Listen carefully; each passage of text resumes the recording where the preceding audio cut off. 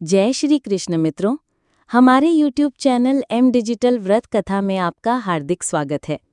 मित्रों, इस वीडियो में हम सुनने वाले हैं आषाढ़ मास की अमावस्या के दिन से लिए जाने वाले 10 दिवसीय व्रत माँ दशामाँ के व्रत की पूजन विधि तथा महिमा।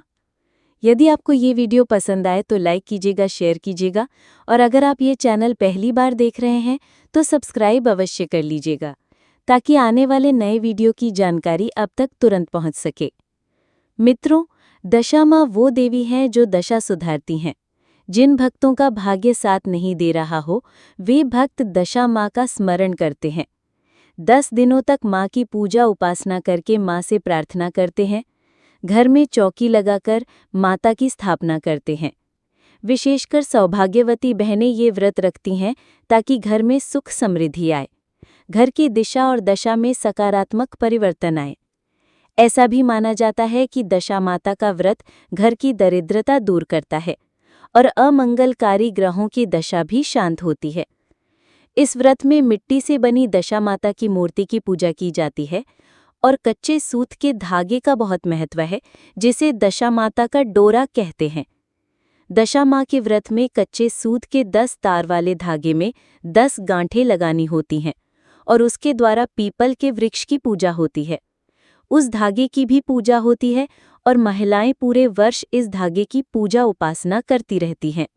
दशा माँ का व्रत जीवन भर भी लिया जा सकता है, 5 या 10 वर्ष भी लिया जा सकता है। जैसी हमारी भावना हो, श्रद्धा हो, उसी के अनुसार दशा माता का व्रत किया जाता है। परंतु कई लोग ऐसा भी मानते हैं कि दशा माता के व्रत का उद्यापन नहीं किया जाता है, यानी कि जब भी हमसे व्रत ना हो पाए तब केवल माता से क्षमा प्रार्थना की जाती है। भक्त मानते हैं कि दशा माता का व्रत कभी पूरा नहीं होता। ये भक्तों की श्रद्धा का विषय है।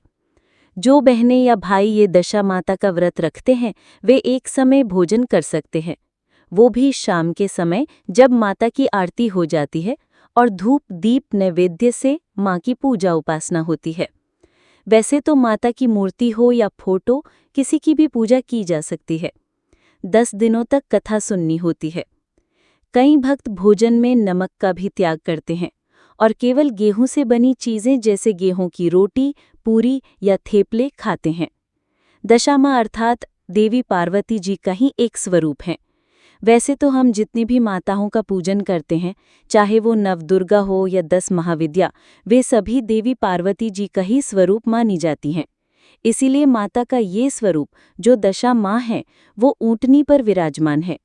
देवी भक्तों की मनोवांछित फल की प्राप्ति हेतु सेवा स्वीकार करती हैं और माता दर्शन देकर भक्तों के कष्टों का निवारण करती हैं।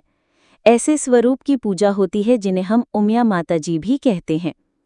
आइए दशा माता की मूर्ति या फोटो की पूजा सामग्री के बारे में जान लेते हैं कि इस व्रत में पूजन विधि कैसे करनी चाहिए।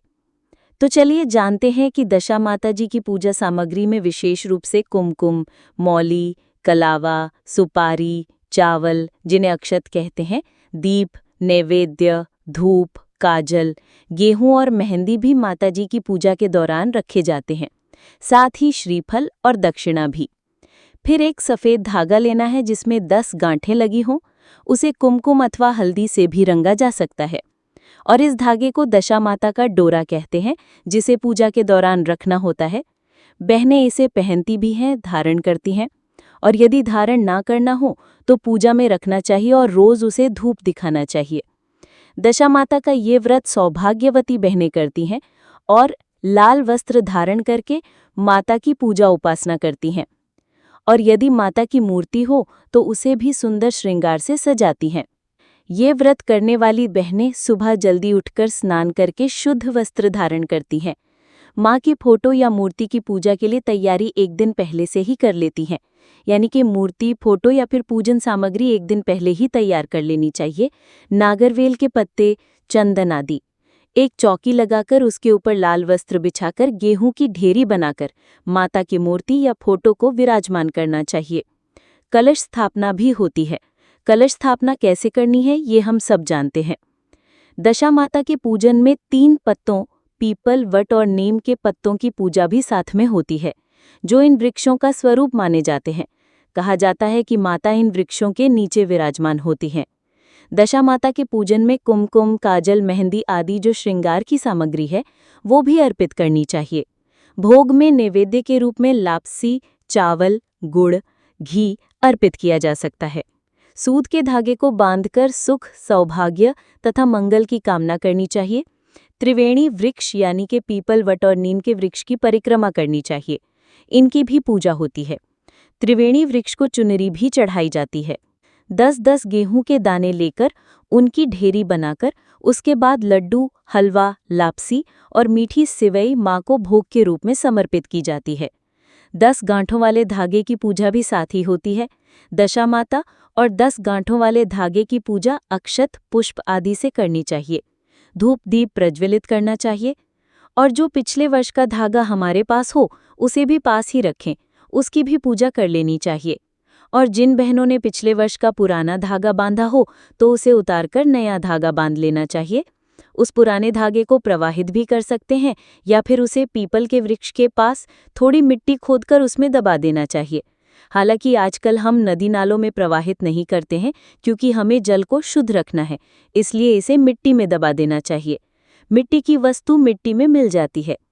दशा माँ के व्रत के संकल्प की पूर्ति के लिए 10 पूड़ियाँ, 10 सुपारी, 10 सिक्के और 10 चम्मच हलवा किसी ब्राह्मणी के घर जाकर या किसी बुजुर्ग महिला को देकर उनके चरण स्पर्श करके आशीर्वाद लेकर उन्हें दे देना चाहिए।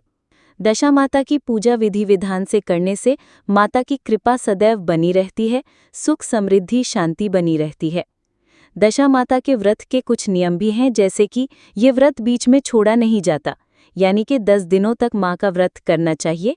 और पूजन भी, यदि किसी कारणवश ऐसा हो कि व्रत ना हो पाए या बीमार पड़ जाए तो माँ से क्षमा प्रार्थना करनी चाहिए।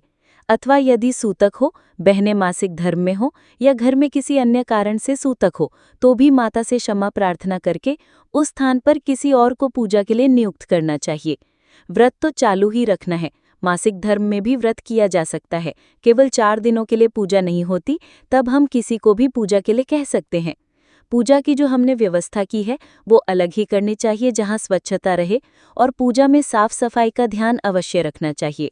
घर में भी कूड़ा कचरा इकट्ठा न होने दें। जब हम माता की उपासना कर रहे हैं, माता हमारे घर पधारी हैं, तो घर की स्वच्छता रखनी चाहिए। दशा माँ की पूजा जब आरंभ होती है तब बाजार से अधिक खरीदारी नहीं करनी चाहिए। दशा माता जी की पूजा के दौरान किसी से पैसे उधार ना लें और किसी को पैसे उधार ना दें। घर की कोई भी वस्तु किसी को देनी नहीं चाहिए और किसी से कोई वस्तु मांगनी भी नहीं चाहिए। दशा माता का ये व्रत जो भक्त करते हैं वो एक बार अन्न का सेवन कर सकते हैं, यानी कि एक समय भोजन ले सकते हैं। हालांकि आजकल शरीर की कमजोरी के अनुसार हमें व्रत का संकल्प लेना चाहिए।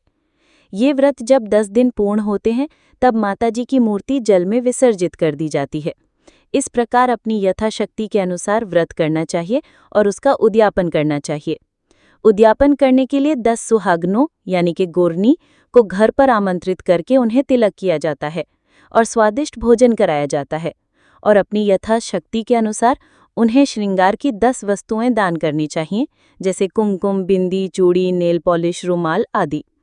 इस प्रकार ये व्रत पूर्ण होता है। ये व्रत हमारे मन की श्रद्धा के अनुसार होता है। सच्चे मन से भक्ति से यदि माँ की पूजा उपासना की जाए तो माँ प्रसन्न अवश्य होती हैं। जीवन से जुड़े दुख, कष्ट, समस्याओं से मुक्ति अवश्य मिलती है। माँ दशा माँ रक्षा करती हैं। जय दशा माता। मित्रों, तो ये थी दशा माता व्रत की संपूर्ण पूजा विधि। हम आशा करते हैं कि आपको ये वीडियो पसंद आया होगा। ऐसे ही भक्तिमय व्रत की जानकारी प्राप्त करने के लिए हमारे YouTube चैनल M डिजिटल व्रत कथा को लाइक, शेयर और सब्सक्राइब अवश्य करें और कमेंट में जय दशा माता अवश्य लिखें। धन्यवाद। फिर मिलेंगे एक नए वीडियो के साथ।